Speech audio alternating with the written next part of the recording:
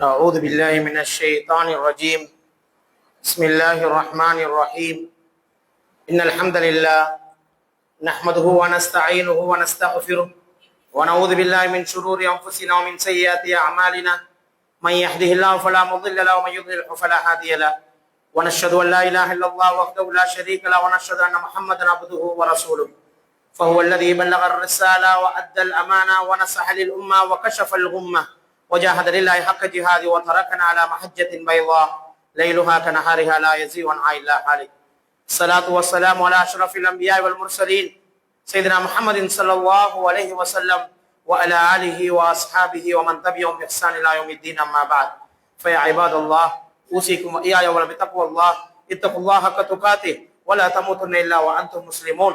فقد قال الله تعالى في كتابه العزيز وفرقانه المجيد. أعوذ بالله من الشيطان الرجيم. بسم الله الرحمن الرحيم. ما المسيح ابن مريم إلا رسول قد خلت من قبله الرسل وأمه صديقة. صدق الله العظيم. وقال نبينا صلى الله عليه وسلم والذي نفسي بيده ليهلن ابن مريم بفج الروحاء حاجا أو معتمرا. وصدق நபியுனா ஸல்லல்லாஹு அலைஹி வஸல்லம். இந்த பாரிய பிரபஞ்சத்தை படைத்து அதில் பல கோடி ஜீவராசிகளையும் படைத்து அதில் உன்னத சிருஷ்டியாக மனிதர்களாக எங்களை எல்லாம் படைத்து பரிபாலிக்கும் வல்லோன் அல்லாஹ் ஒருவனுக்கே வான்புகள் அனைத்தும் அல்ஹம்துலில்லாஹ். மதுவிலும் மாதுவிலும் ஆச்சரியத்திலும் மூழ்கி கிடந்த ஜாஹிலிய சமுதாயத்தை உலகம் போட்டு முத்தம சமுதாயமாக மாற்றி அமைத்த உன்னத திருத்தூதர் ஸல்லல்லாஹு அலைஹி வஸல்லம் அவர்கள் மீதும் அவர்களை அடியொட்டி பின்பற்றி வாழ்ந்து வரும் அனைத்து நல்லுள்ளங்கள் மீதும் அல்லாஹ்வுடைய சாந்தியும் சமாதானம் என்றென்றும் உண்டாவதாக.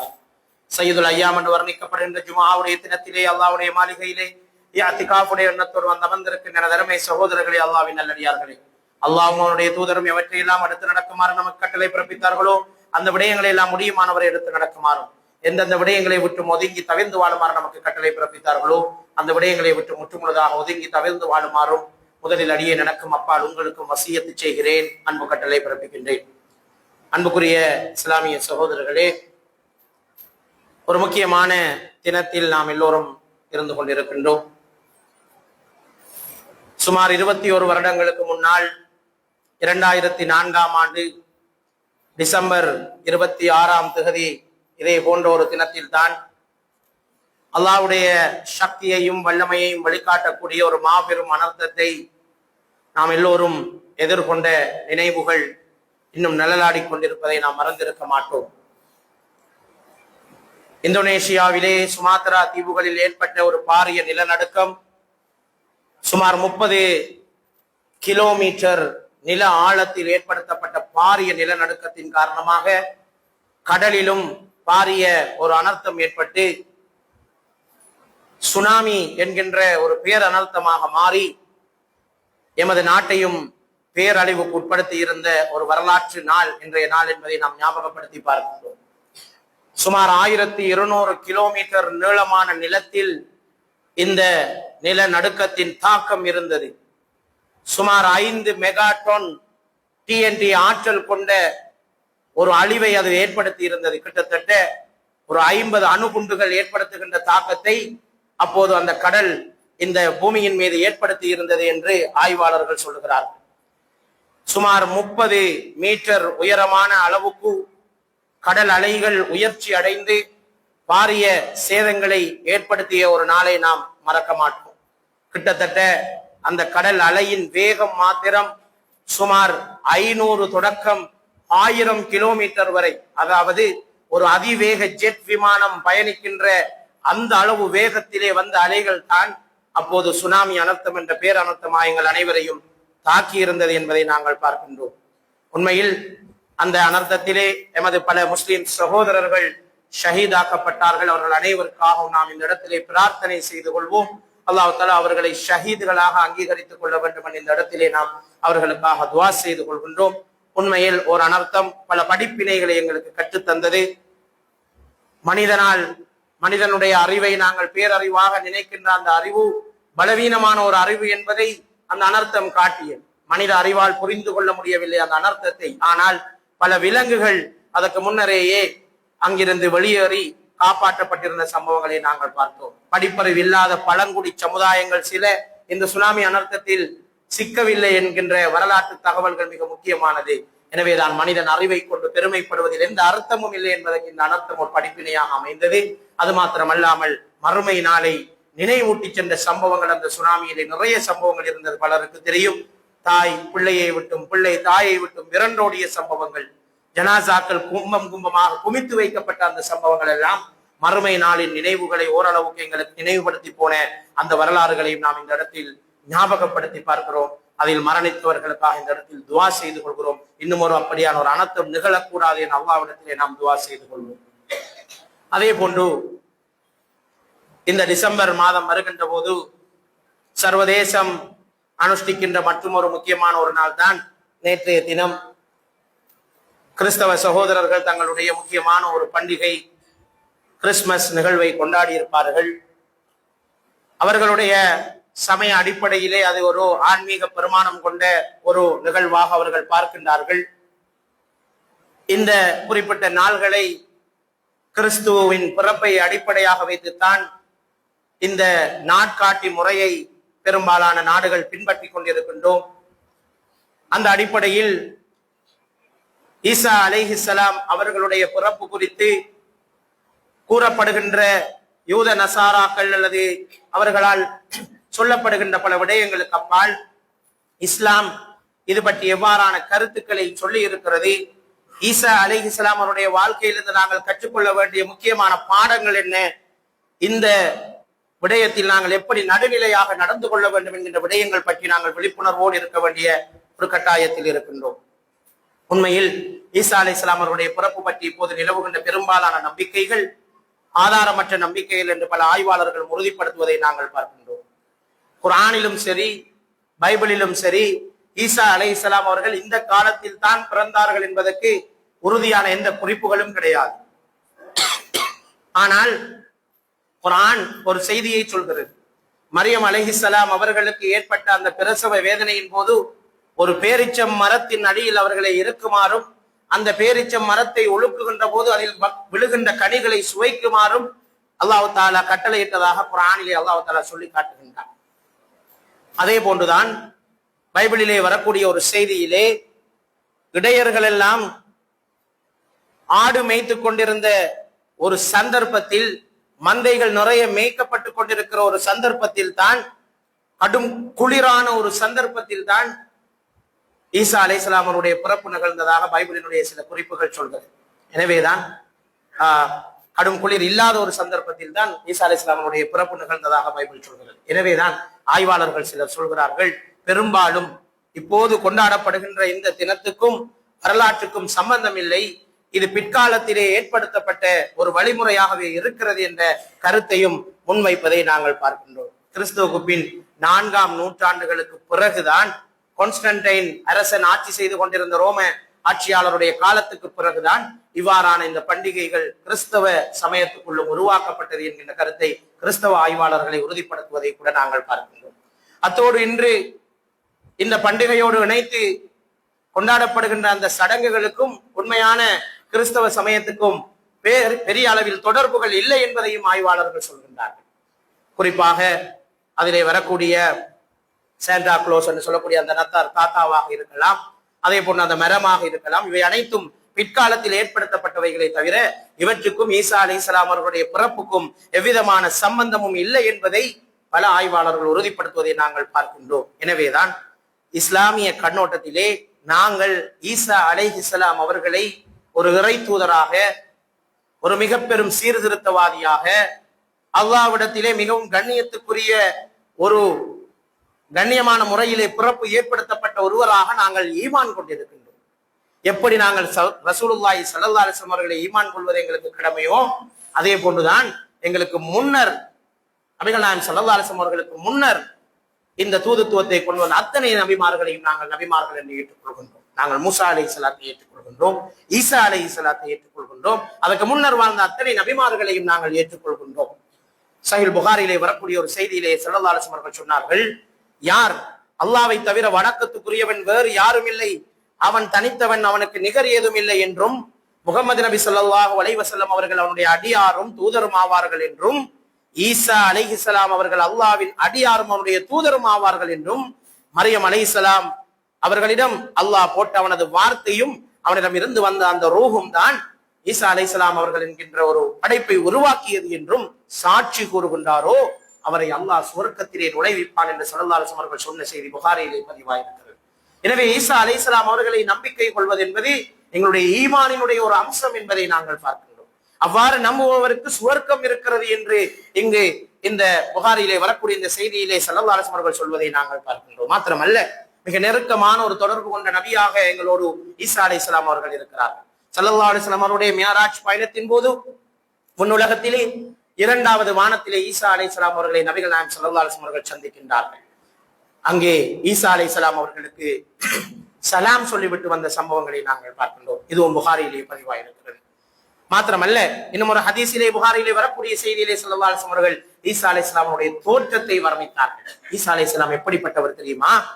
அவர் நடுத்தர உயரம் கொண்டவர், சிவப்பு நிறம் கொண்டவர். குளித்து விட்டு ஒருவர் வெளியே வந்தால் எப்படி ஃப்ரெஷ்ஷாக வருவாரோ அப்படியான ஒரு அழகான சுத்தமான தோற்றத்தை கொண்டவராக அவர் இருந்தார் என்று ஈசா அலைஹிஸ்ஸலாம் அவருடைய தோற்றத்தை பற்றி நபிகள் நாயகம் ஸல்லல்லாஹு அலைஹி வஸல்லம் அறிவித்த செய்தியை நாங்கள் பார்க்கின்றோம். பனு இஸ்ரவேல் சமூகத்துக்கு தான் அதிகமான நபிமார்கள் அனுப்பப்பட்டார்கள். அதில் இறுதியாக அனுப்பப்பட்ட நபிதான் ஈசா அலைஹிஸ்ஸலாம் அவர்கள். ஈசா அலைஹிஸ்ஸலாம் அவர்களுக்கு பிறகு நபிகள் நாயகம் ஸல்லல்லாஹு அலைஹி வஸல்லம் அவர்கள் தான் நபி. அந்த இரண்டு நபிமார்களுக்கு இடையில் வேறு எந்த நபியோ இறை தூதரோ ஒரு ரசூலோ அனுப்பப்படவில்லை என்பதை நாங்கள் புரிந்து கொள்ள வேண்டும். ஈசா அலைஹிஸ்ஸலாம் அவர்களுக்கு பின்னர் தோன்றிய ஒரே ஒரு நபி நபி முஹம்மது ஸல்லல்லாஹு அலைஹி வஸல்லம் அவர்கள் மாத்திரம்தான் என்பதை நாங்கள் பார்க்கின்றோம். குர்ஆனிலே பேர் குறிப்பிடப்பட்டு மிக விரிவாக வரலாறு சொல்லப்பட்ட நபிமார்களில் ஒருவராக ஈசா அலைஹிஸ்ஸலாம் அவர்கள் இருக்கிறார்கள் என்பதை நாங்கள் பார்க்கிறோம். மாத்திரமல்ல, அவருடைய வாழ்க்கையிலே அல்லாஹ் தஆலா பல அற்புதமான செய்திகளை கொடுத்திருந்ததையும் நாங்கள் பார்க்கின்றோம். முதலாவது, அவர் தந்தை இல்லாமல் உலகத்தில் பிறந்த இரண்டாவது ஆதம் அலைஹிஸ்ஸலாம் அவர்கள் தாயும் இல்லாமல் தந்தையும் இல்லாமல் அல்லாஹ்வினால் நேரடியாக படைப்புக்குள்ளாக்கப்பட்டு இந்த உலகத்திலே தோன்றியவர்கள். அதற்கு பிறகு எல்லாரும் தாய் தந்தையினூடாக பிறந்தவர்கள் தான்.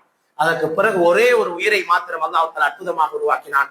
ஈசா அலைஹிஸ்ஸலாம் அவர்களுக்கு தாய் இருந்தார், தந்தை இல்லை. அல்லாஹ்வுடைய வார்த்தையை கொண்டு அல்லாஹ் தஆலா அவரை உருவாக்கியதாக, அற்புதமாக அவரை படைத்ததாக அல்லாஹ் தஆலா குர்ஆனிலே பல இடங்களிலே சொல்லி காட்டுவதை நாங்கள் பார்க்கின்றோம். இரண்டாவது அற்புதம், மரியம் அலைஹிஸ்ஸலாம் அவர்களை பற்றி ஒரு நல்ல அபிப்பிராயம் சமூகத்தில் இருந்தது. ஆனால் ஜிப்ரீல் அலைஹிஸ்ஸலாம் அவர்கள் மனித உருவத்தில் வந்து உங்களுக்கு குழந்தை கிடைக்கப் போகிறது என்ற செய்தியை சொன்னபோது அவர் மிகவும் திடுக்கிட்டு போகிறார். என்னை எந்த ஒரு ஆணும் தீண்டி இருக்காத நிலையிலே எனக்கு எப்படி ஒரு குழந்தை கிடைக்க முடியும்? அப்படி கிடைத்தாலும் இந்த ஊரார், இந்த சமூகத்தார் என்னை பற்றி எப்படி அவதூறாக பேசுவார்கள்? என்னை ஒரு மோசமான ஒழுக்க நடத்தை கொண்டவராக விமர்சிப்பார்களே என்றெல்லாம் கவலைப்பட்டுக் கொண்டிருக்கின்ற போது அல்லாஹ்வுடைய கட்டளைப்படி அவருக்கு குழந்தை கிடைக்கின்றது. மிகவும் சிரமத்துக்கு மத்தியிலே அந்த குழந்தையை பெற்றெடுத்துக் கொண்டு அல்லாஹ்வுடைய கட்டளை, அதனை நீங்கள் எடுத்துக்கொண்டு ஊருக்குள் செல்ல வேண்டும். ரகசியமாக வளர்க்க முடியாது, பகிரங்கமாக கொண்டு போகும். இப்போது அந்த குழந்தையை கொண்டு செல்கின்ற சந்தர்ப்பங்களில் எல்லாம் அந்த ஊரவர்கள், அந்த சமூகத்தவர்கள் மரியம் அலைஹிஸ்ஸலாம் அவர்களை பார்த்து மிக மோசமான அவதூறுகளை எல்லாம் சொல்லிக் கொண்டிருந்த போதுதான் இந்த குழந்தையின் உண்மை நிலை பற்றி என்னுடைய குழந்தையிடமே கேளுங்கள் என்று நீங்கள் சொல்லுங்கள் என்று அல்லாஹ் கட்டளை எடுக்கின்றார். மரியம் அலைஹிஸ்ஸலாம் அவர்கள் அப்படியே சொல்கிறார்கள். அந்த சந்தர்ப்பத்திலே குழந்தையாக இருந்த ஈசா அலைஹிஸ்ஸலாம் அவர்களுடைய வாயிலிருந்து அல்லாஹ் தஆலா அற்புதமாக வார்த்தைகளை வெளிப்படுத்தி தௌஹீதினுடைய வார்த்தைகளை ஈசா அலைஹிஸ்ஸலாம் அவர்கள் பேசினார்கள். நான் தான் அல்லாஹ்வுடைய தூதரும் அடியாருமாக இருக்கிறேன். அல்லாஹ்வுடைய குமாரர் என்று அவர்கள் சொல்லவில்லை, நான் அல்லாஹ்வுடைய தூதரும் அடியாருமாக இருக்கிறேன். சத்தியத்தை கொண்டு அல்லாஹ் தஆலா என்னை அனுப்பி இருக்கிறார் என்ற செய்தியை தான் அவர்கள் சொன்னார்கள் என்ற வரலாற்றையும் நாங்கள் பார்க்கின்றோம். மாத்திரமல்ல, பிறவி குருடர்களை கூட அல்லாஹ்வுடைய உதவியை கொண்டு அவர்கள் கரங்களால் தடவி விடுகின்ற போது அவர்களுக்கு சிகிச்சை கிடைத்து சுகமடைந்த வரலாறுகளை குர்ஆன் சொல்கின்றது.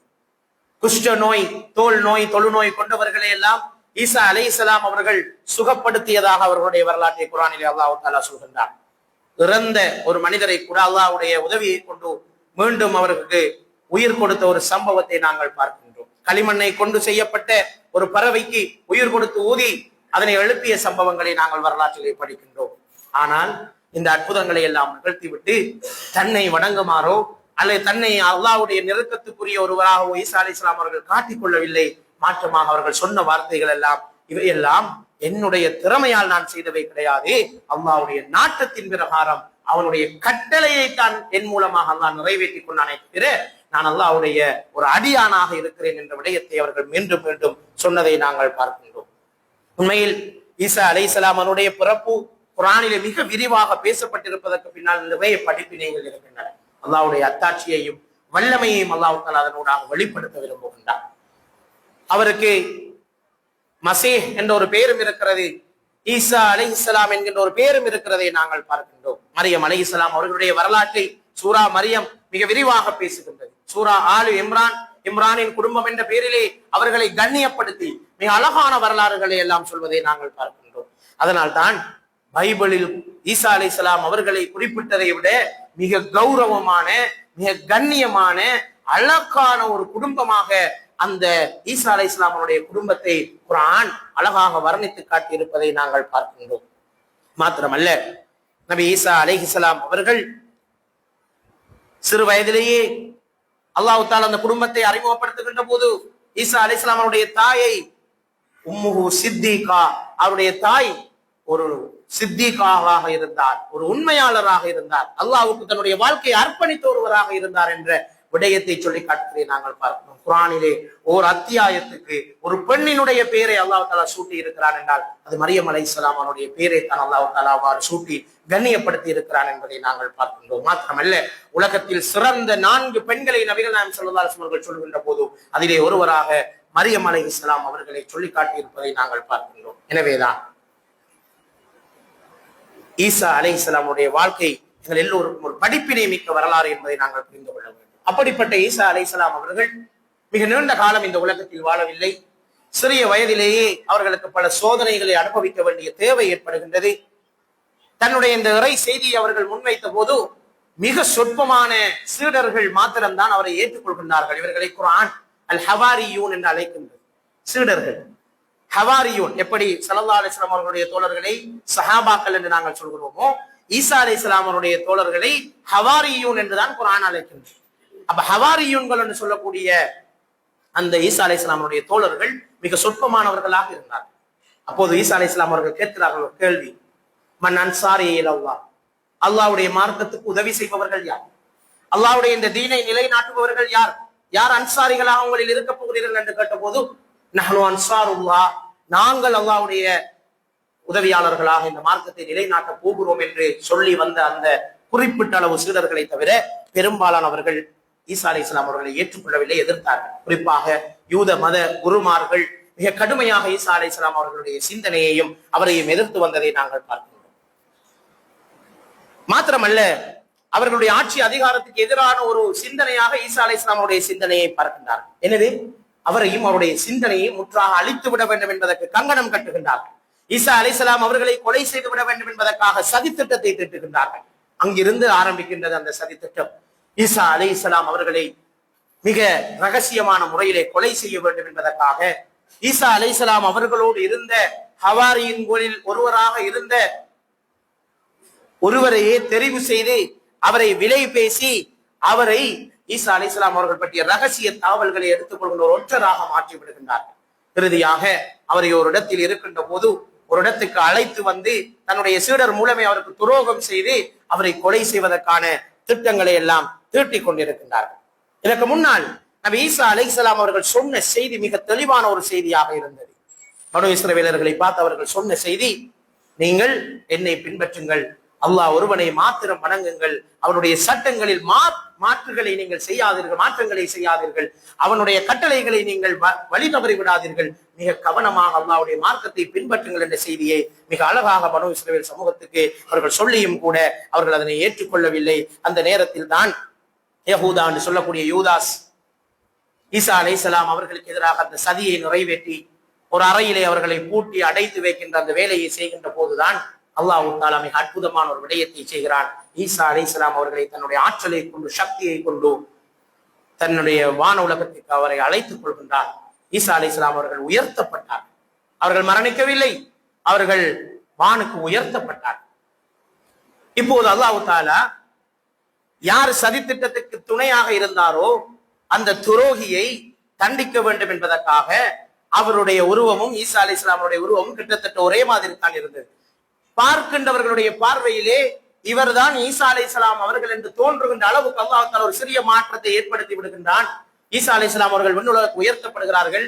மிக நீண்ட நேரம் அறைக்குள் சென்ற யஹூதாவை காணவில்லை என்று இப்போது யூதர்கள் வந்து பார்க்கிறார்கள். இந்த சந்தர்ப்பத்தில் இவர்தான் இருக்கிறார். அவர் எவ்வளவு சொல்லியும் அந்த மக்கள் ஏற்றுக்கொள்ளவில்லை. அவரை இழுத்து விடுகிறார்கள், சிலுவையை சுமக்க வைக்கிறார்கள். சிலுவையிலே அறைந்து அவரை அந்த நாட்டு சட்டத்தின்படி கொலை செய்து விடுகின்றார்கள். ஆனால் அல்லாஹ் தஆலா சொல்கின்றான், அவர்கள் ஈசா அலைஹிஸ்ஸலாம் அவர்கள் வானுக்கு உயர்த்தப்பட்டார்கள். அவர்கள் சிலுவையில் அறையவும் இல்லை, அவரை கொலை செய்யவும் இல்லை. அல்லாஹ் தான் அவர்களுக்கு சூழ்ச்சி செய்தான்.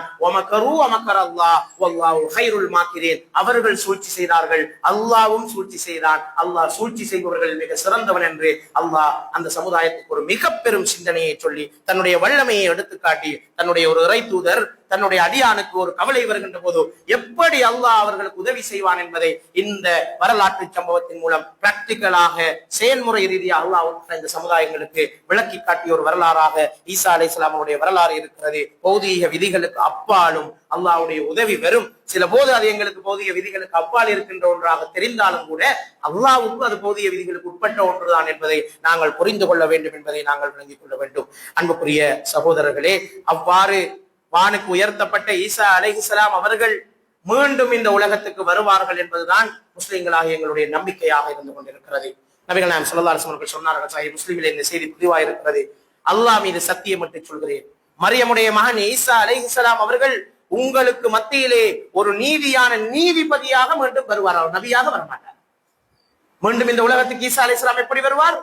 ஒரு நீதிபதியாகத்தான் அவர் வருவாரே தவிர, ஆட்சியாளராகத்தான் வருவாரே தவிர ஒரு இறை தூதராக வரமாட்டார். ஈசா அலைஹிஸ்ஸலாம் அவர்களும் நபிகள் நாயகம் ஸல்லல்லாஹு அலைஹி வஸல்லம் அவர்களைத்தான் பின்பற்றுவார். அவர்களுடைய சட்டத்தை தான் பின்பற்றுவார். அவருடைய ஷரியாவை தான் பின்பற்றுவார். தன்னுடைய ஷரியா வேறு. ஆனால் அவருடைய வானத்துக்கு உயர்த்தப்பட்ட பின்பு அவருடைய ஷரியா நிறைவடைந்து விட்டது. இப்போது ஸல்லல்லாஹு அலைஹி வஸல்லம் அவர்களுடைய காலத்தில் தான் அவர் இறங்குகிறார் என்பதால் அவருடைய உம்மத்தில் ஒருவராகத்தான் அவர் வந்து இந்த சமூகத்திலே ஸல்லல்லாஹு அலைஹி வஸல்லம் அவர்களை பின்பற்றுகின்ற ஒருவராகத்தான் ஆட்சி செய்வார் என்று ஸல்லல்லாஹு அலைஹி வஸல்லம் சொல்கிறார்கள். அவர் வருகின்ற காலம் நெருங்கி விட்டது என்று ஸல்லல்லாஹு அலைஹி வஸல்லம் அப்போதே சொன்னார். ஈசா அலைஹிஸ்ஸலாம் அவர்கள் வருகின்ற காலம் நெருங்கி விட்டது என்று ஸல்லல்லாஹு அலைஹி வஸல்லம் அவர்கள் சொல்லிவிட்டு சொன்னார்கள். அவர் வந்து தனக்கு எதிரான இந்த சிலுவைகளை எல்லாம் உடைத்தெறிவார், பன்றிகளை எல்லாம் கொல்லுவார், ஜிஸ்யா வரியை நீக்குவார், அவருடைய காலத்தில் செல்வம் கொழிக்கும் என்று மறுமை நாளின் சில அடையாளங்களை அப்போது நபிகள் நாயகம் ஸல்லல்லாஹு அலைஹி வஸல்லம் சொன்ன செய்திகளை நாங்கள் பார்க்கின்றோம். மாத்திரமல்ல, அவர் வருகின்ற போது தஜ்ஜாலினுடைய கொடுமைகள் மிக தீவிரமாக சென்று கொண்டிருக்கிற சந்தர்ப்பத்திலே அந்த தஜ்ஜாலிய சிந்தனையை முற்றாக அழித்து முஸ்லிம்களை பாதுகாக்கின்ற ஒரு பணியை ஈசா அலைஹிஸ்ஸலாம் அவர்கள் செய்வார்கள் என்ற விடயத்தையும் நாங்கள் பார்க்கின்றோம். டமஸ்கஸ், இப்போது இருக்கிற சிரியா, அதனுடைய தலைநகரமா இருக்கிற டமஸ்கஸ் பிரதேசத்திலே தான் ஒரு வெள்ளை மினாரா கோபுரத்திலே தான் வானவர்களின் உதவியோடு ஈசா அலைஹிஸ்ஸலாம் அவர்கள் வந்து இறங்குவார்கள் என்று திருமீதியிலே வரக்கூடிய ஒரு செய்தியிலே சொல்லப்பட்டிருப்பதை நாங்கள் பார்க்கின்றோம். அவர் அப்போது குடிந்தால் முத்து போல தண்ணீர் சிதறும். அவர் எழுந்தால் அவருடைய பார்வை மிக நேராக இருக்கும். அவருடைய பார்வை படுகின்ற போதே அவருடைய எதிரிகள் எல்லாம் அழிந்து போகின்ற அளவுக்கு சக்தி மிக்க ஒருவராக அவர் வெளிப்பட்டு வருவார்.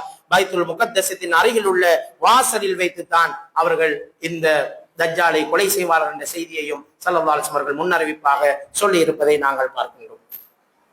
மாத்திரமல்ல, இன்னும் ஒரு செய்தியை நபிகள் நாயகம் ஸல்லல்லாஹு அலைஹி வஸல்லம் சொன்னார்.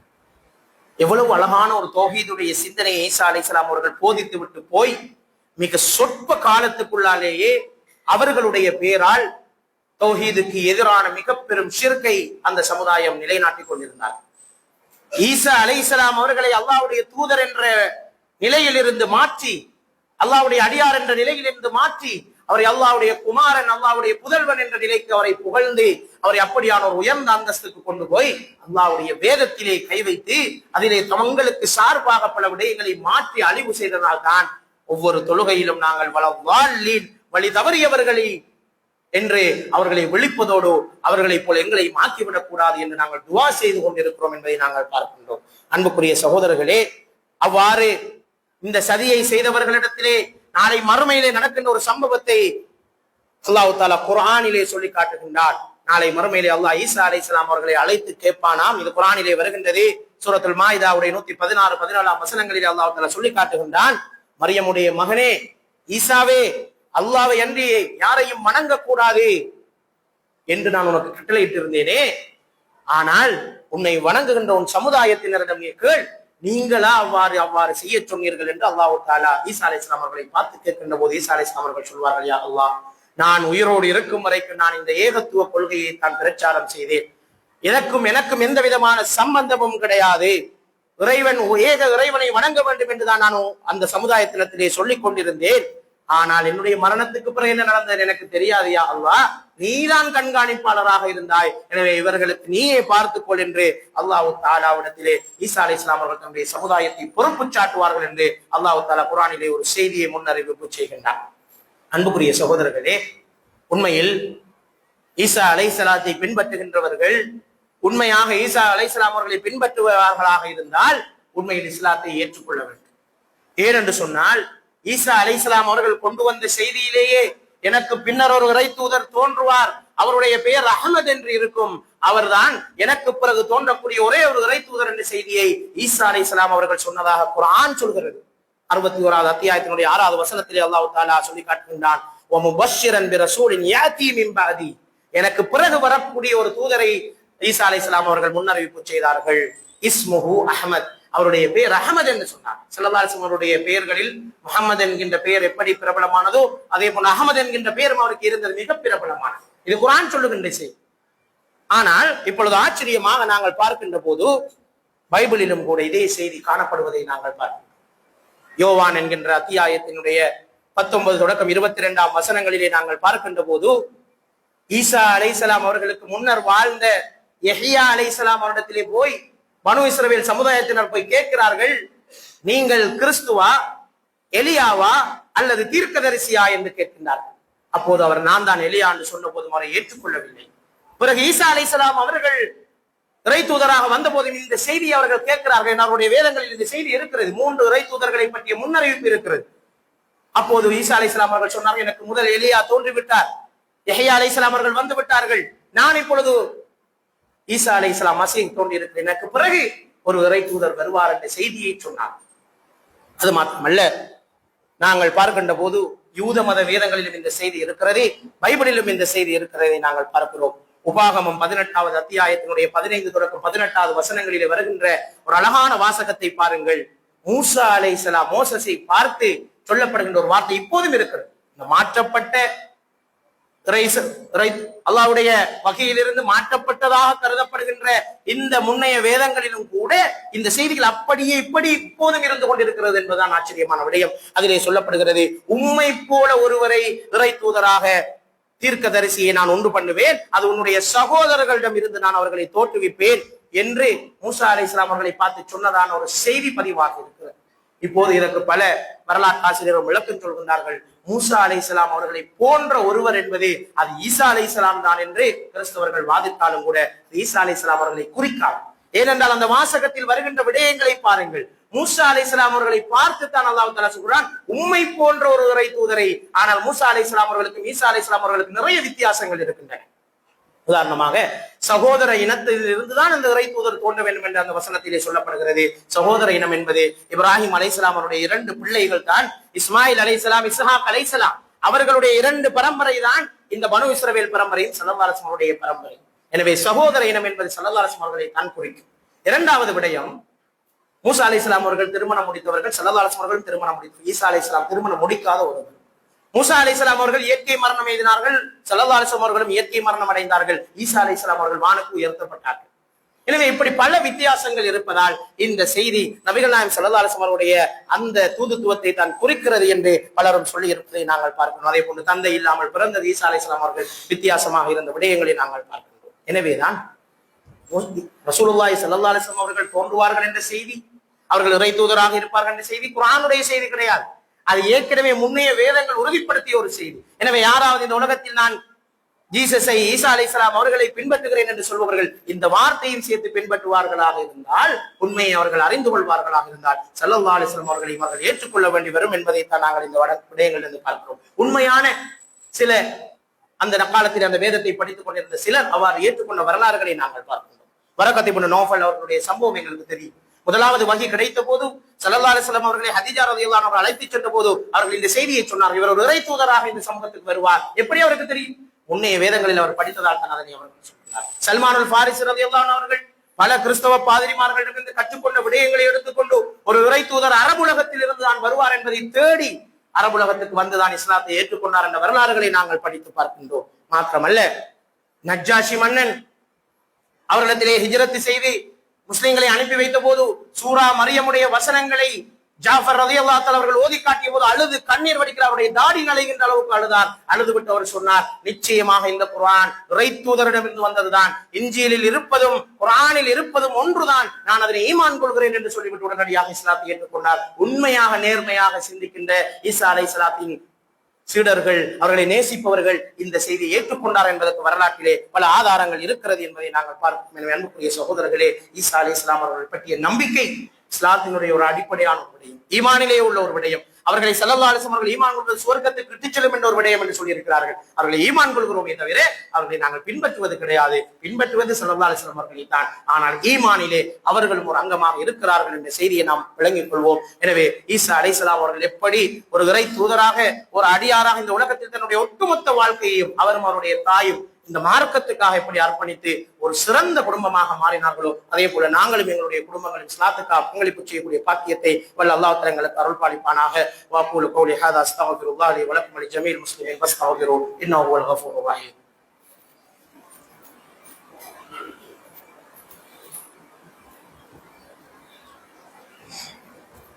அல்ஹம்துலில்லாஹ் ரப்பில் ஆலமீன் வல் ஆகிபத்துல் முத்தகீன் வலா உத்வான இல்லா அலல் ஸாலிமீன்.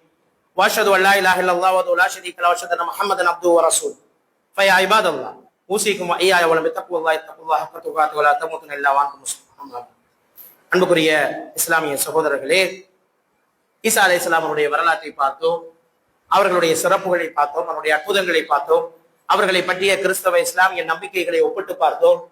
ஈசா அலைஹிஸ்ஸலாம் அவர்கள் முஹம்மது நபி ஸல்லல்லாஹு அலைஹி வஸல்லம் அவர்கள் பற்றி சொன்ன முன்னறிவிப்புகளை நாங்கள் பார்த்தோம்.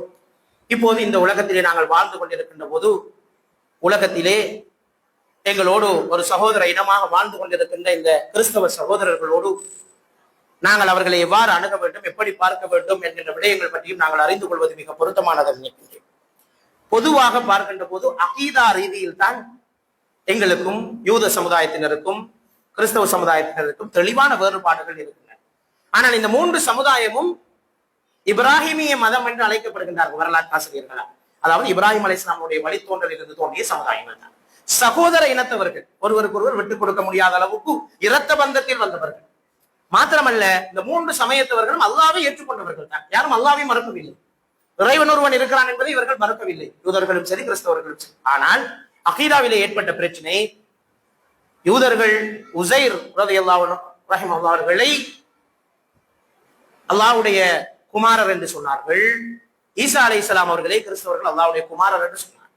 இந்த கொள்கை அடிப்படையில் வந்த சில வேறுபாடுகள் தான் எங்களுக்கும் அவர்களுக்கும் இடையில் பாரிய விரிசலை ஏற்படுத்தி இருந்தது. ஆனால் அல்லாஹ் தஆலா எந்த அளவுக்கு கிறிஸ்தவ சமுதாயத்தின் ஈசா அலைஹிஸ்ஸலாம் அவர்களை பின்பற்றியவர்கள் மிக மோசமான வழிமுறைகளை எல்லாம் செய்து அல்லாஹ்வுடைய தூதுக்கு மாற்றம் செய்தார்கள் என்பதை விமர்சித்து மிக மோசமாக பேசி இருக்கிறானோ, அதே அளவுக்கு மற்றொரு புறத்திலே அந்த சமுதாயத்தினரை அஹ்லுல் பைத், அஹ்லுல் குர்ஆன் அவர்களை அல்லாஹ் தஆலா அஹ்லுல் கிதாபினர் என்று வர்ணிப்பதையும் நாங்கள் பார்க்கிறோம். அஹ்லுல் கிதாப், வேதக்காரர்கள், வேதம் வழங்கப்பட்டவர்கள் என்று அவர்களை கண்ணியப்படுத்தி இருப்பதையும் நாங்கள் பார்க்கிறோம்.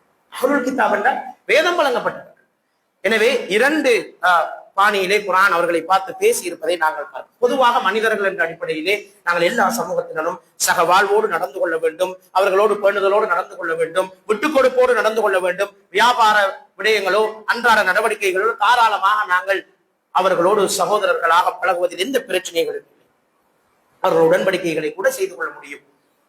அதே நேரம் அகீதா ரீதியாக எங்களுக்கும் அவர்களுக்கும் இடையிலே, இபாதா ரீதியாக எங்களுக்கும் அவர்களுக்கும் இடையிலே சரியான ஒரு பிரிகோடு இருக்கிறது என்பதையும் நாங்கள் புரிந்து கொள்ள வேண்டும். அன்புக்குரிய சகோதரர்களே, இந்த இப்ராஹிம் அலைஹிஸ்ஸலாமுடைய இரண்டு புதல்வர்களுக்கு ஊடாக பிரிந்த இந்த சமுதாயம் தான் இன்று இந்த மூன்று சமூகங்களாக இருக்கிறது என்பதையும் நாங்கள் விளங்கிக் கொள்ள வேண்டும். இப்போது இலங்கையை பொறுத்தவரையிலே உங்களுக்கு தெரியும், மிக நீண்ட காலமாக ஒரு சிறந்த நல்லுறவு எங்களுக்கும் கிறிஸ்தவ சமுதாயத்துக்கும் மத்தியில் இருந்து வந்த போதிலும் ஈஸ்டர் குண்டு தாக்குதலுக்கு பின்னர் சில மனக்கசப்புகள் ஏற்பட்டு இப்போதும் சில சந்தேக பார்வைகள் இருந்து கொண்டிருப்பது மறுப்பதற்கில்லை. இருந்தாலும் நாங்கள் யாரும் அவர்களோடு சகோதரர்களாக பழகுவதற்கு மார்க்கம் எந்த விதத்திலும் எங்களுக்கு தடையை ஏற்படுத்தவில்லை. பொதுவான விடயங்களில் நாங்கள் எல்லா மதத்தவர்களோடும் சகவாழ்வோடும் அன்போடும் பரிவுணர்வோடும் ஒத்துழைப்போடும் செயற்பட வேண்டும் என்றுதான் இஸ்லாம் மிக அழகாக சொல்லி இருக்கிறது என்பதை நாங்கள் பார்க்கணும். குர்ஆன் சூரா மாயிதாவிலே மிக அழகாக அஹ்லுல் கிதாப் என்றால் யார், அவர்களோடு எப்படி நடந்து கொள்ள வேண்டும் என்று இந்த வேதம் வழங்கப்பட்டவர்களை கண்ணியப்படுத்தி இருக்கிறது. எப்படி சொல்கிறது? அல் யௌம உஹில்ல லக்கும் அத்-தய்யிபாத் வ தஆமுல் லதீன ஊத்துல் கிதாப ஹில்லுல் லக்கும் வ தஆமுக்கும் ஹில்லுல் லஹும். உங்களுடைய உணவு அவர்களுக்கு ஹலாலானது, அவர்களுடைய உணவு உங்களுக்கு ஹலாலானது மாத்திரமல்ல, வல் முஹ்ஸனாத்து மினல் முஃமினாத் வல் முஹ்ஸனாத்து மினல் லதீன ஊத்துல் கிதாப மின் கப்லிக்கும். உங்களுக்கு முன்னர் வாழ்ந்த இந்த அஹ்லுல் கிதாபினுடைய பெண்களை நீங்கள் திருமணம் செய்வது உங்களுக்கு அனுமதிக்கப்பட்டது என்று குர்ஆன் மிக தெளிவாக அஹ்லுல் கிதாபுகளோடு நல்லுறவை பேணுவதை அனுமதித்திருக்கிறது என்பதையும் நாங்கள் மறப்பதற்கில்லை. இதனால் தான் ஸல்லல்லாஹு அலைஹி வஸல்லம் அவர்கள் கிறிஸ்தவ சகோதரர்களோடு சில விட்டுக் கொடுப்புகளோடு நடந்து கொண்டிருப்பதை நாங்கள் பார்க்கின்றோம். கிறிஸ்தவத்திலிருந்து இஸ்லாத்துக்கு வந்த சஹாபாக்களை கண்ணியப்படுத்தி இருந்ததை நாங்கள் பார்க்கிறோம். உபய் இப்னு கஅப் ரலியல்லாஹு அன்ஹு அவர்கள் ஒரு கிறிஸ்தவ மத குருவாக இருந்த ஒருவர்.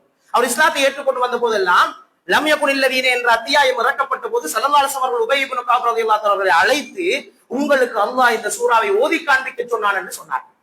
அப்போது அவர் ஆச்சரியத்தோடு கேட்டார், என்னுடைய பேரை சொல்லி அல்லாஹ் சொன்னான்? ஆம் உபயே, உங்களுடைய பேரை சொல்லி அல்லாஹ் உங்களுக்கு இதனை ஓதி காண்பிக்க சொன்னான், அதனால தான் ஓதி காண்பித்தேன்னு சொன்னார். ஏனென்றால் அந்த சூறாவை நீங்கள் ஓதி பார்த்தால் தெரியும், அழகாக இஸ்லாத்துக்கும் கிறிஸ்தவ சமயத்துக்கும் இடையிலான அந்த அகீதா வேறுபாட்டை அழகாக பேசுகணும். ஒரு வசனத்திலே பேசும், இஸ்லாத்தினுடைய அந்த தௌஹீதுடைய சிந்தனையை பேசும். எனவே ஒரு மத குருவாக இருந்து இஸ்லாத்தை ஏற்றுக்கொண்டு வந்து அவரை கண்ணியப்படுத்தி அல்லாஹ் அவருடைய பெயரை சொல்லி அவருக்கு இதனை ஓதி காண்பிக்கல் என்று சொல்லி அவரை கண்ணியப்படுத்திய வரலாறுகளை நாங்கள் பார்க்கின்றோம். மாத்திரமல்ல, ஸல்லல்லாஹு அலைஹி வஸல்லம் அடிமை பெண்ணாக இருந்த மாரியத்துல் கிப்தியா, மேரி என்று அழைக்கப்பட்ட அந்த பெண், அவர் மூலமாக ஸல்லல்லாஹு அலைஹி வஸல்லம் அவர்களுக்கு கிடைத்த இப்ராஹிம் என்கின்ற குழந்தை, முகோகிஸிடமிருந்து கிடைத்த ஒரு அன்பளிப்பாக வந்த ஒரு அடிமை பெண்ணை ஸல்லல்லாஹு அலைஹி வஸல்லம் அவர்கள் அடிமை திருமணம் செய்து கொண்ட வரலாறுகளை நாங்கள் பார்க்கின்றோம்.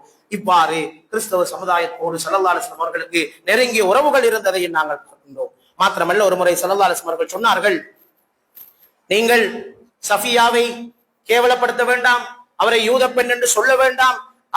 அவருடைய தந்தை ஹாரூன் அலைஹிஸ்ஸலாம், உமது பெரிய தந்தை மூசா அலைஹிஸ்ஸலாம், உம்முடைய கணவர் ஸல்லல்லாஹு அலைஹி வஸல்லம் தான். எனவே நீ பெருமைப்பட்டுக் கொள்ள வேண்டும் சஃபியாவை என்று அவரை ஆறுதல் படுத்திய வரலாறுகளை நாங்கள் பார்க்கிறோம். எனவே அந்த சமுதாயத்திலிருந்து இஸ்லாத்துக்குள் வந்தவர்களை கூட ஸல்லல்லாஹு அலைஹி வஸல்லம் அவர்கள் மரியாதையோடு நடத்திய வரலாறுகளை நாங்கள் இன்னும் ஒரு ஹதீஸிலே சொன்னார்கள், முஸ்லிமிலே வருகிற இந்த செய்தி, நீங்கள் எகிப்து மக்களோடு நல்ல முறையில் நடந்து கொள்ளுங்கள், ஏனெனில் அவர்களுக்கு உங்களிடம் ஒரு பாதுகாப்பு திம்மா இருக்கிறது, இரத்த உறவும் இருக்கிறது என்று அந்த அங்கு வாழ்ந்த கிறிஸ்தவ சமுதாயத்தோடு நல்லுறவு கூறும்படி ஸல்லல்லாஹு அலைஹி வஸல்லம் அவர்கள் சொன்ன வரலாறுகளை நாங்கள் பார்க்கின்றோம். நஜ்ஜாஷி மன்னன் கிறிஸ்தவத்திலிருந்து இஸ்லாத்தை ஏற்றுக்கொண்ட போது மிகவும் மகிழ்ச்சி அடைந்தது மாத்திரமல்ல, அவர் மரணித்த போது ஸல்லல்லாஹு அலைஹி வஸல்லம் மதீனாவிலே அவருக்காக ஜனாசா தொழுகை நடத்திய வரலாறுகளை நாங்கள் பார்க்கிறோம். நஜ்ரான் தேசத்திலிருந்து கிறிஸ்தவ சகோதரர்கள் ஸல்லல்லாஹு அலைஹி வஸல்லம் அவர்களை சந்திக்க வந்த போது அவர்களை மஸ்ஜிதுக்குள்ளேயே அழைத்து அவர்களுக்கு உணவு கொடுத்து, நீங்கள் விரும்பினால் உங்களுடைய வணக்கத்தை இங்கே ஈடுபடுவதற்கு நான் உங்களுக்கு அனுமதிக்கிறேன் என்று ஸல்லல்லாஹு அலைஹி வஸல்லம் அவர்கள் சொன்ன வரலாறுகள் எல்லாம் இருக்கிறது. அந்த அளவுக்கு அவர்கள் விட்டுக் கொடுப்போடு நடந்து வந்திருப்பதையும் நாங்கள் பார்க்கின்றோம். அதே நேரத்திலே இவ்வாறு பொதுவான விடயங்களில் நாங்கள் சகோதரத்து உணர்வோடு அவர்களோடு நடந்து கொள்ள வேண்டும் என்று சொல்கின்ற குர்ஆன், ஹதீஸ், அகீதாவுடைய விடயத்திலும் இபாதத்துடைய விடயத்திலும் இந்த இரண்டு சமுதாயத்துக்கும் முற்று முழுதாக மாறு செய்கின்ற சமுதாயமாக, தனித்துவமான கலாச்சாரம் கொண்ட ஒரு சமுதாயமாகத்தான் முஸ்லிம் சமூகம் இருக்க வேண்டும் என்று ஸல்லல்லாஹு அலைஹி வஸல்லம் சொல்லியிருக்கிறார்.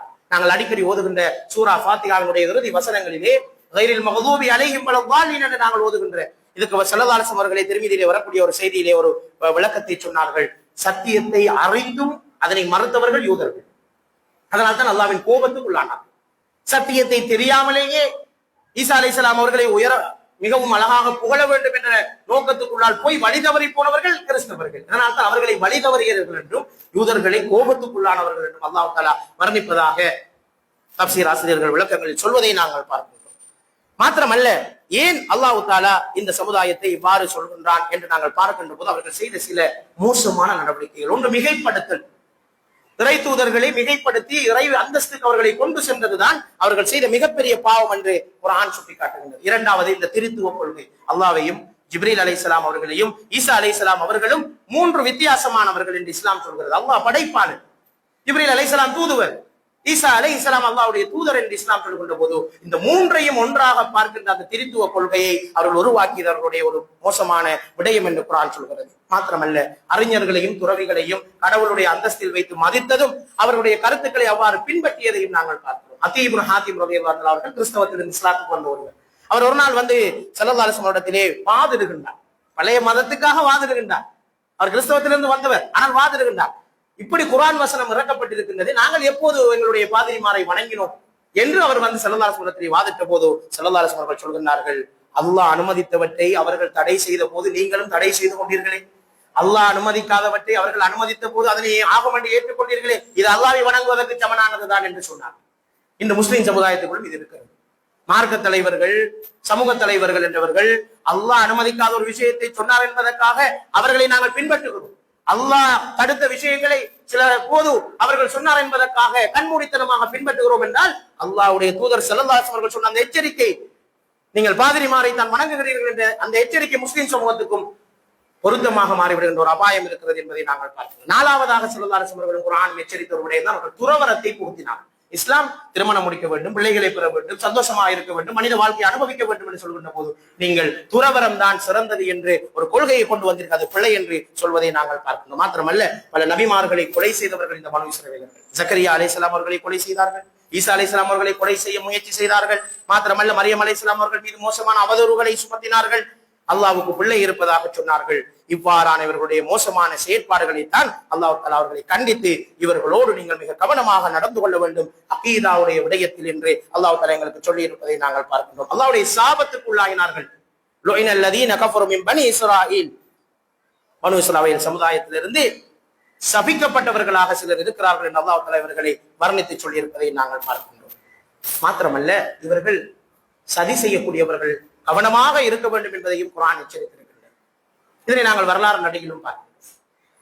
சிலுவை போர்கள், குருசைட் போர் என்று அழைக்கப்படுகின்ற இந்த போர்களுடைய வரலாறுகளை நாங்கள் எடுத்து பார்க்கின்ற போது, கிறிஸ்துவுக்கு பின் 1095களிலே ஆரம்பிக்கப்பட்ட இந்த போர்கள் ஜெருசலத்தை மீட்பதற்கான போராட்டம் என்ற பெயரில் தொடங்கப்பட்டாலும், அப்போது இருந்த இஸ்லாமிய கிலாபத்தை வீழ்த்த வேண்டும் என்பதற்காகவும், முஸ்லிம்களுடைய பலத்தை அடக்கி ஒடுக்க வேண்டும் என்பதற்காகவும் திட்டமிட்டு செய்யப்பட்ட போராட்டங்களாகவே அவை இருந்தன. சலாஹுத்தீன் அய்யூபி போன்ற மிக பெரும் இஸ்லாமிய வீரர்கள் மிக அழகாக இந்த சிலுவை போராட்டங்களிலே வெற்றி பெற்று மஸ்ஜித் அக்ஸாவை கிறிஸ்தவர்களிடமிருந்து மீட்டுக் கொடுத்தார்கள். அதுக்கு பிறகுதான் மீண்டும் யூதர்களிடம் இந்த மஸ்ஜித் அக்ஸா மாட்டிக்கொண்டது என்பதை நாங்கள் பார்க்கின்றோம். மாத்திரமல்ல, மனிதாபிமான மீறல்களை அப்பட்டமாக செய்தவர்கள். 1099ஆம் ஆண்டு நடந்த சிலுவை போராட்டங்களின் போது எருசலேமை அவர்கள் கைப்பற்றிக் கொண்டார்கள். அந்த சந்தர்ப்பத்திலே அங்கேயே அந்த பள்ளிவாயிலுக்கு உள்ளேயே வைத்து பல்லாயிரக்கணக்கான முஸ்லிம்களை கொலை செய்து, அங்கேயே வைத்து யூதர்களையும் கொலை செய்து அவர்கள் கொலை செய்த மிகப்பாரிய ஒரு இன அழிப்பு சம்பவங்கள் நடந்த வரலாறுகளை நாங்கள் பார்க்கின்றோம்.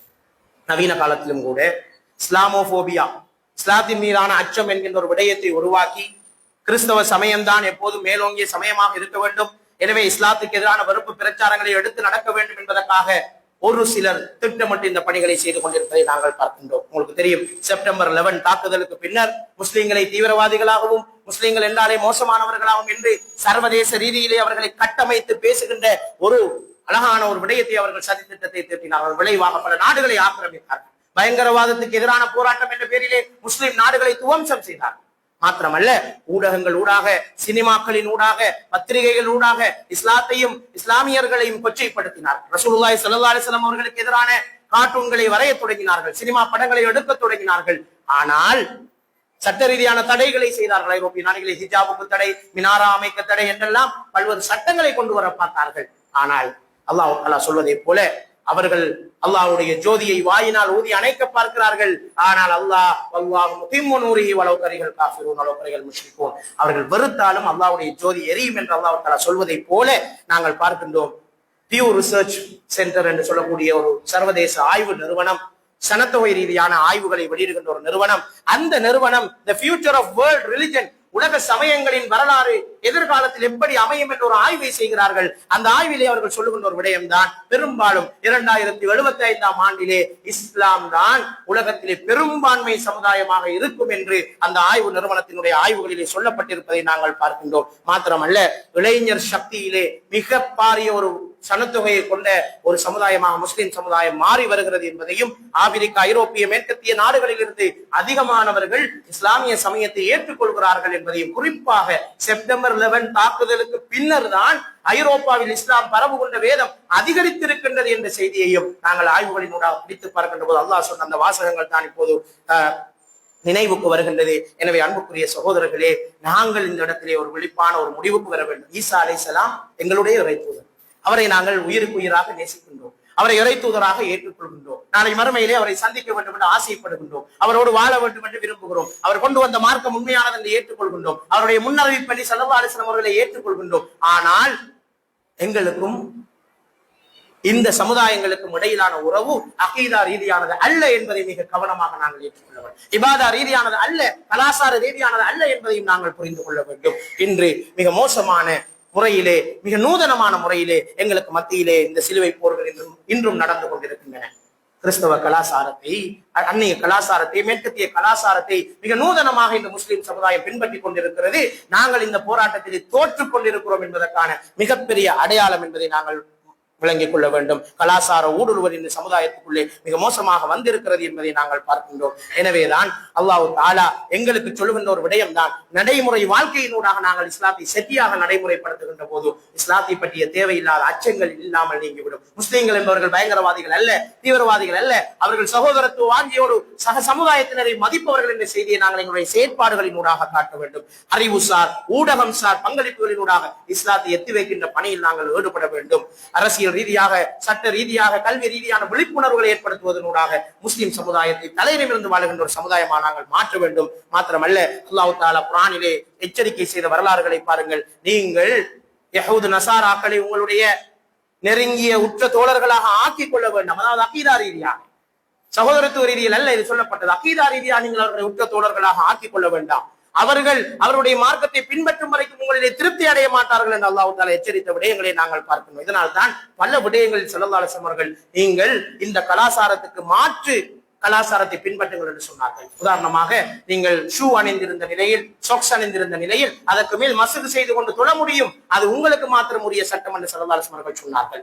தலை முடிகளுக்கு சாயமிடுவதை ஸல்லல்லாஹு அலைஹி வஸல்லம் அவர்கள் ஒரு கலாச்சாரமாக எங்களுக்கு சகரு செய்வது, நோன்பு நோற்பதாக இருந்தால் சகரு செய்யுங்கள், அது யூத கிறிஸ்தவ கலாச்சாரத்துக்கு மாற்றமானது என்று சொன்னார்கள். மாத்திரமல்ல, ஆஷுரா நோன்புக்கு பதிலாக தாசுவா நோன்பை அறிமுகப்படுத்தி எங்களுக்கு ஒரு புதிய கலாச்சாரத்தை தோற்றுவித்து தந்தார்கள். நபிமார்களின் அடக்க ஸ்தலங்களை நீங்கள் வணக்க ஸ்தலங்களாக ஆக்கிக் கொள்ளாதீர்கள் என்று அவர்களை ஒப்பிட்டு எங்களுக்கு எச்சரிக்கை செய்தார்கள். எனவேதான் அபூ வாகித் அல்-லைத் ரலியல்லாஹு தஆலா அவர் அறிவிக்கின்ற ஒரு செய்தி, ஹுனைன் போராட்டத்தின் போது அவர்கள் நடந்து போகின்ற போது தாத்துல் அன்வாத் என்கின்ற ஒரு மரம் இருக்கிறது. அது அந்த காலத்தில் வாழ்ந்த கிறிஸ்தவ யூத சமுதாயத்தினர்கள் புனிதமாக கருதிய ஒரு மரம். அங்கே வாளை கொழுவி வைத்து அங்கே ஓய்வெடுத்து விட்டு சென்றால் யுத்தம் வெற்றி பெறும் என்று அவர்கள் நம்பி இருந்தார்கள். எனவே எங்களுக்கும் இப்படி ஒரு மரம் வேண்டுமே என்று அந்த சஹாபாக்கள் கேட்டபோது மிக கடுமையாக ஸல்லல்லாஹு அலைஹி வஸல்லம் அவர்கள் எச்சரித்தார்கள். நம்முடைய கலாச்சாரம் தனித்துவமானது, யாரையும் பின்பற்ற வேண்டிய கடமை எங்களுக்கு கிடையாது என்று சொன்ன வரலாறுகளை நாங்கள் பார்க்கின்றோம். எனவே அன்புக்குரிய சகோதரர்களே, ஸல்லல்லாஹு அலைஹி வஸல்லம் அவர்கள் சொன்ன ஒரு முன்னறிவிப்பை சொல்லி நான் முடித்துக் கொள்கின்றேன். அபூ ஹுரைரா ரலியல்லாஹு அன்ஹு அவர்கள் சொன்னார்கள், என்னுடைய ஸல்லல்லாஹு அலைஹி வஸல்லம் அவர்கள் கூறியதாக சொல்கிறார்கள், என்னுடைய சமுதாயம் நமக்கு முன்னைய சமுதாயங்களின் நடைமுறைகளை, கலாச்சாரங்களை ஷான் ஷானாக முலம் மூலமாக பின்பற்றி நடக்காத வரைக்கும் மறுமை நாள் வராது என்று சொன்னபோது சஹாபாக்கள் கேட்கிறார்கள், யா ரசூலல்லாஹ், நீங்கள் யாரை சொல்கிறீர்கள்? யூத கிறிஸ்தவ சமுதாயத்தை சேர்ந்த அந்த பாரசீக ரோம சாம்ராஜ்யத்தின் சொந்தக்காரர்களை யார் சொல்கிறீர்கள் என்று கேட்டபோது வேறு யாரைத்தான் நான் சொல்கிறேன் என்று ஸல்லல்லாஹு அலைஹி வஸல்லம் சொன்னார்கள். அப்படிப்பட்ட அந்த முன்னறிவிப்பின் காலத்தில் தான் நாங்கள் இருந்து கொண்டிருக்கிறோம். நாங்கள் தாராளமாக முஸ்லிம் அல்லாத சகோதரர்களோடு நட்புறவோடு, அவர்களோடு மிக சிறந்த சகோதரத்துவ வாஞ்சியோடு பழக முடியும். ஆனால் அவர்களுடைய கலாச்சாரத்தில் நாங்கள் பங்கெடுக்க முடியாது, அவருடைய இபாதத்துக்களில் நாங்கள் பங்கெடுக்க முடியாது, அவர்களுடைய அந்த அகீதாவோடு நாங்கள் ஒன்றித்து போக முடியாது. லக்கும் தீனுக்கும் வலிய தீன் என்ற மிக தெளிவான ஒரு பிரிவுரை இஸ்லாம் எங்களுக்கு சொல்லி தந்திருக்கின்றது. எனவே அன்புக்குரிய சகோதரர்களே, இன்று எங்களுடைய திருமண கலாச்சாரங்களுக்குள், எங்களுடைய விழா கலாச்சாரங்களுக்குள், எங்களுடைய வீடுகளில் நடக்கின்ற புரோகிராம் நிகழ்ச்சிகளுக்குள் எல்லாம் இன்றைய இந்த மோசமான கலாச்சாரம் ஊடுருவி இருப்பதை நாங்கள் பார்க்கின்றோம். எனவே உண்மையாக நாங்கள் இஸ்லாமிய கலாச்சாரத்தை நேசிக்கின்றவர்களாக மாற வேண்டும் என்கின்ற செய்தியை தான் இந்த ஈசா அலைஹிஸ்ஸலாமுடைய வரலாறுகள் எங்களுக்கு சொல்லி காட்டுகின்றது. எனவே நானும் நீங்களும் பிற மத கலாச்சாரங்களிலிருந்து, அவர்களுடைய இபாதத்துக்களிலிருந்து, அவருடைய அகீதாவிலிருந்து முழுமையாக விடுபட்டு தூய்மையான இஸ்லாமிய அகீதாவை பின்பற்றி தூய்மையான இஸ்லாமிய இபாதத்துக்களை மாத்திரம் செய்து எங்களுடைய இஸ்லாமிய தனித்துவ கலாச்சாரத்தை மாத்திரம் பின்பற்றுகின்றவர்களாக நாங்கள் மாறுவதற்கு வல்ல அல்லாஹ் தஆலா எனக்கும் உங்களுக்கும் அருள்பாலிப்பானாக. வாஹிரு தஅவானா அல்ஹம்துலில்லாஹி ரப்பில் ஆலமீன். அஸ்தக்ஃபிருல்லாஹி வ லக்கும் ஜமீல் முஸ்லிமீன் வஸ்தக்ஃபிரு வ அகீமுஸ் ஸலாத்.